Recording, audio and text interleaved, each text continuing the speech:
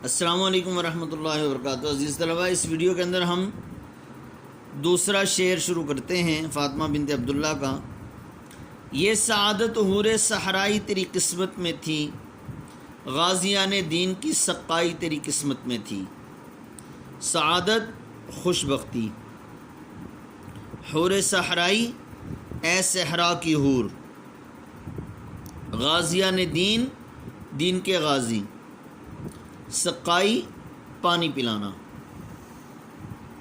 مفہوم اس کا یہ بنے گا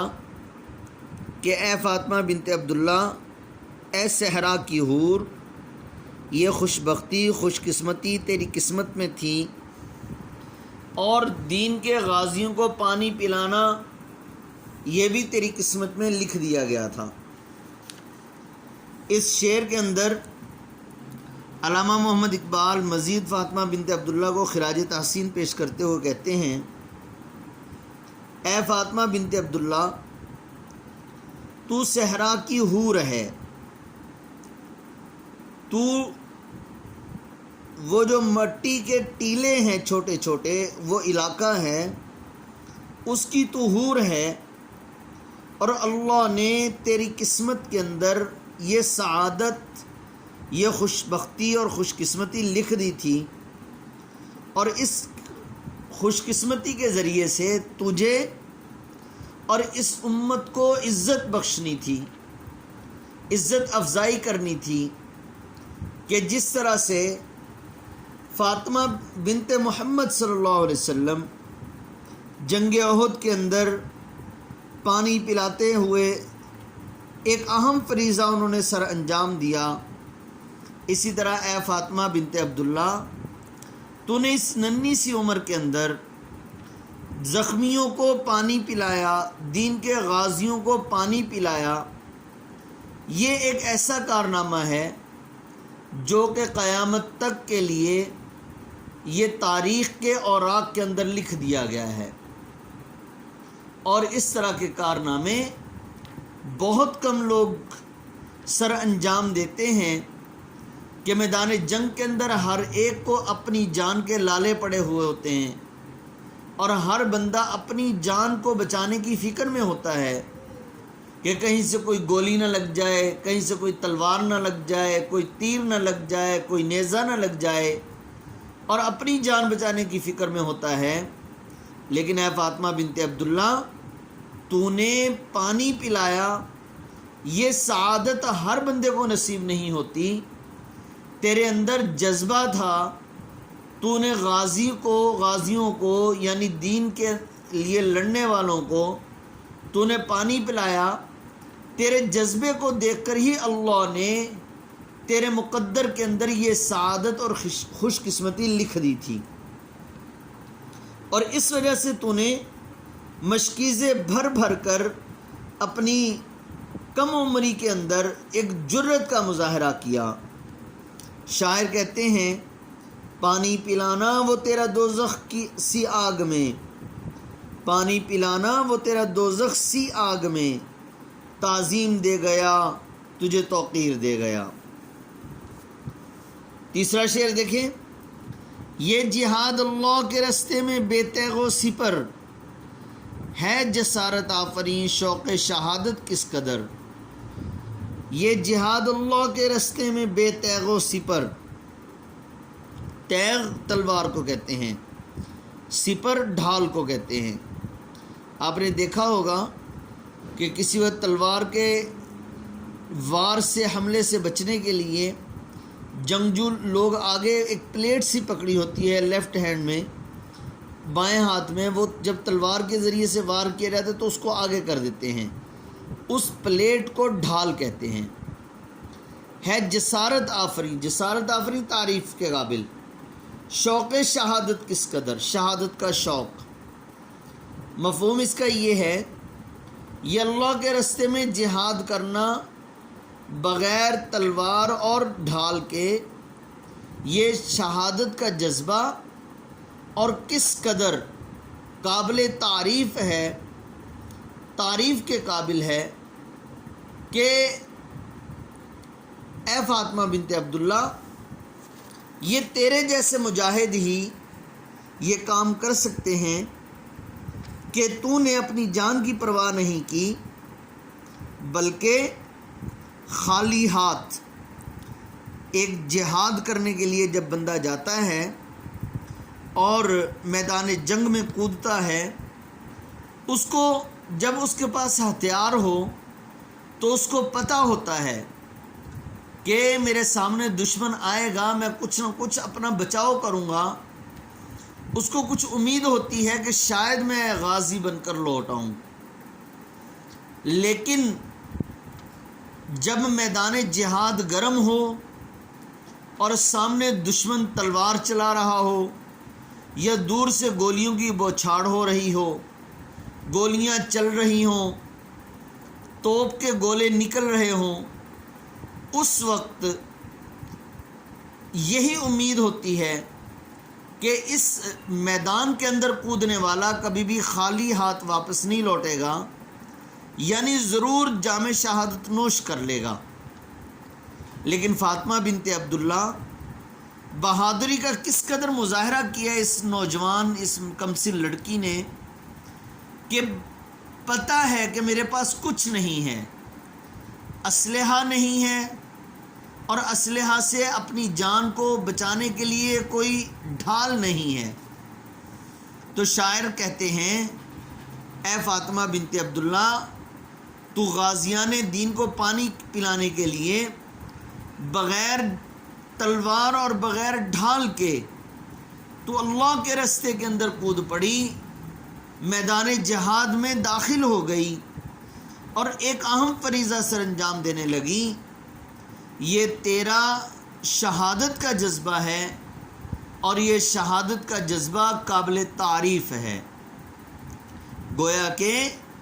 علامہ محمد اقبال رحمہ اللہ اپنے اس شعر کے ذریعے سے فاطمہ بنت عبداللہ کو سلوٹ کر رہے ہیں، اس کو سلام پیش کر رہے ہیں کہ اس کی تعریف نہ کرنا یہ بہت زیادہ ناانصافی ہوگی کہ فاطمہ بنت عبداللہ کا شہادت کا جذبہ اتنی کم عمر کے اندر بہت کم لوگوں کو نصیب ہوتا ہے کہ اپنی جان کی پرواہ نہ کرتے ہوئے، دوسروں کی جان کی فکر کرتے ہوئے میدان جہاد میں کود پڑی۔ جیسا کہ شاعر ایک اور موقع پر کہتا ہے، علامہ اقبال کا ہی شعر ہے، کافر ہے تو شمشیر پہ کرتا ہے بھروسہ، کافر ہے تو شمشیر پہ کرتا ہے بھروسہ، مومن ہے تو بے تیغ بھی لڑتا ہے سپاہی۔ چوتھے شعر کی تشریح دیکھیں، یہ کلی بھی اس گلستان خزاں منظر میں تھی،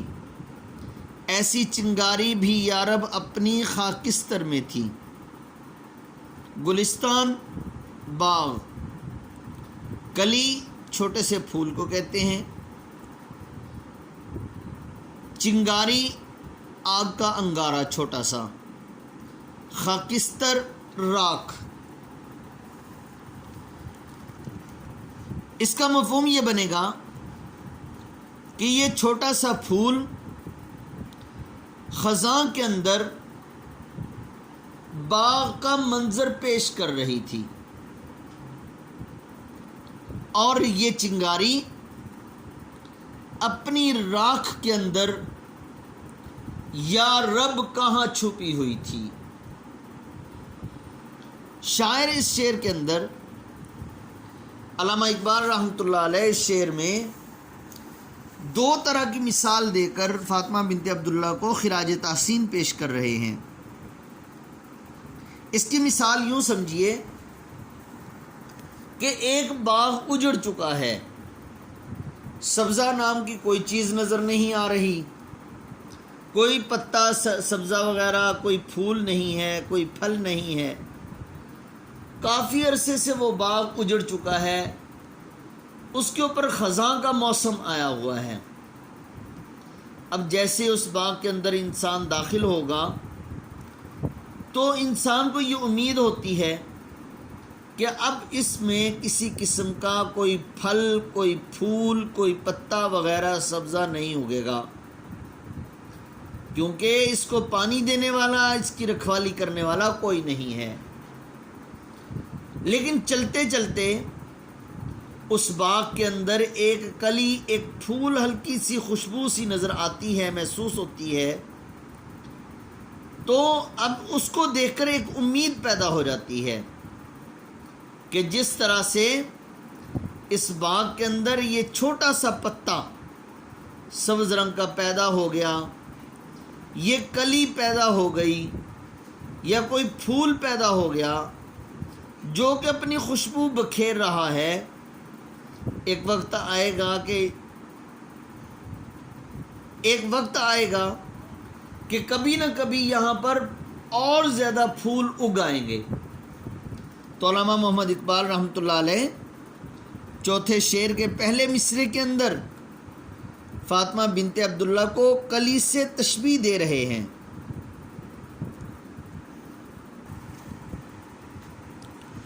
کہ اے فاطمہ بنت عبداللہ، تو نے اس امت کے اندر ایک کلی کا کام دیا، اور گویا کہ امت کو گلستان کے اندر خزاں کہا، کہ جس امت کے اندر تمام کے تمام لوگ سوئے ہوئے تھے، خواب غفلت میں،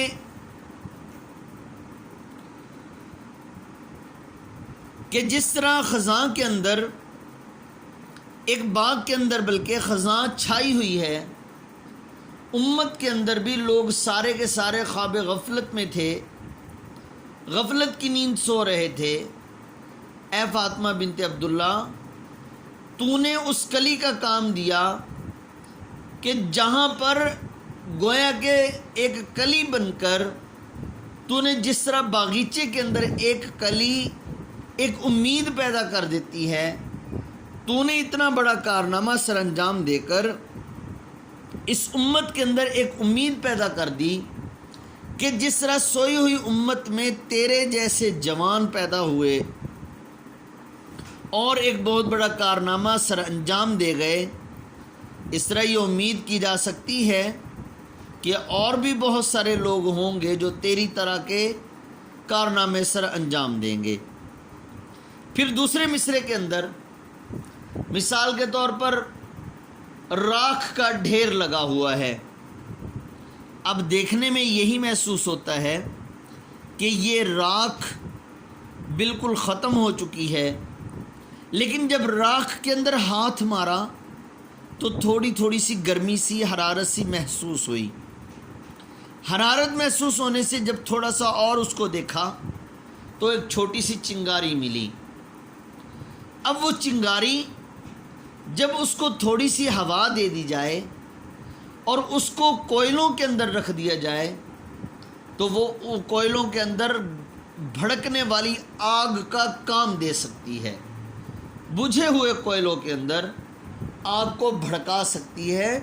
تھوڑی سی ہوا، تھوڑا سا جوش دینے سے۔ تو شاعر علامہ محمد اقبال رحمۃ اللہ علیہ ایک چنگاری کہہ رہے ہیں فاطمہ بنت عبداللہ کو، اور امت کو گویا کہ تشبیہ دے رہے ہیں، استعارہ لے رہے ہیں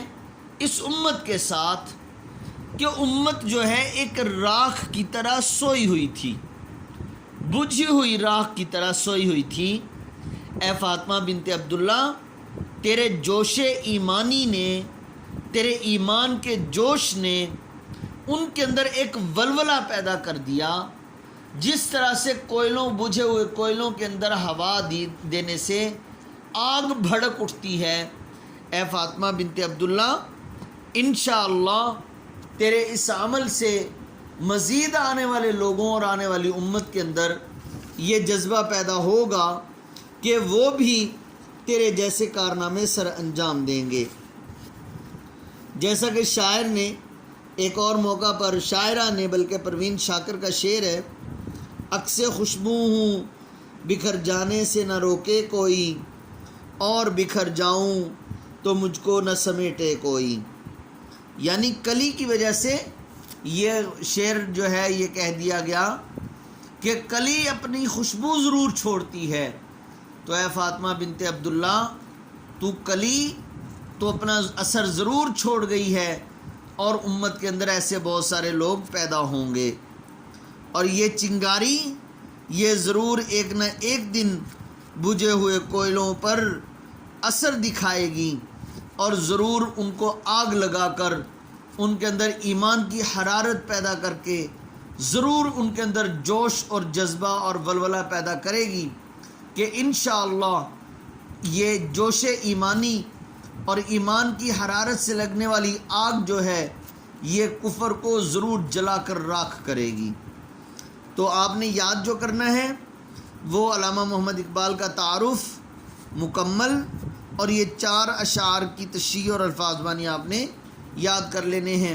اور اس کا پس منظر یاد کر لینا ہے۔ السلام علیکم ورحمۃ اللہ وبرکاتہ۔